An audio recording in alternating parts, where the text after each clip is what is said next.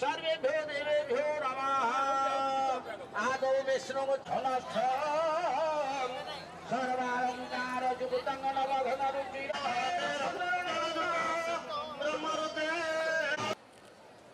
Indoor stadium रे उपस्थित 55 जोड़ा आमे बाहाघर करेबू आउ किल्ला पड़िया तार साक्षी रहिबो।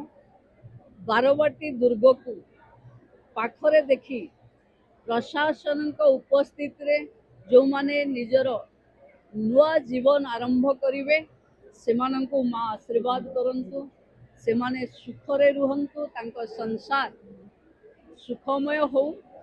सरकार रा संकल्प कि यौतुक प्रथा रु मुक्ति मिलू, बाल्य विवाह मुक्त ओडिशा गठन हो एवं महिला एवं पुरुष भितरे लिंगगत असमानता दूर हो।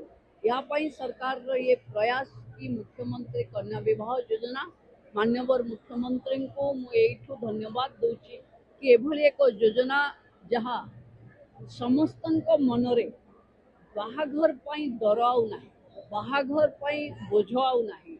सरकार आपाई 60,000 टंका प्रति बाहाघर पाई खर्च करिवे एवं समस्ती को डीबीटी रे झील मान अकाउंट को 45,000 टंका सीधा सड़क जीव। 15,000 टंका जे इम्प्लीमेंटिंग एजेंसी जे बाहाघर आयोजन करुचंती सेमान को दिया जीव।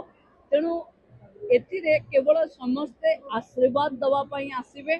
सरकार समस्तंक ठारू सही संकल्प समाज रे समस्ते सुखरे रुहंतु, भलरे रुहंतु, ओडिशा समृद्धशाली हो, महिलांक भागीदारी पुरुषंक तुलना रे समान रहू, याकू आगकू नबा पाई ये योजनार परिकल्पना कटक रे याकू अंजाम देथिबारु आमे समस्ते आ पाई गर्वित।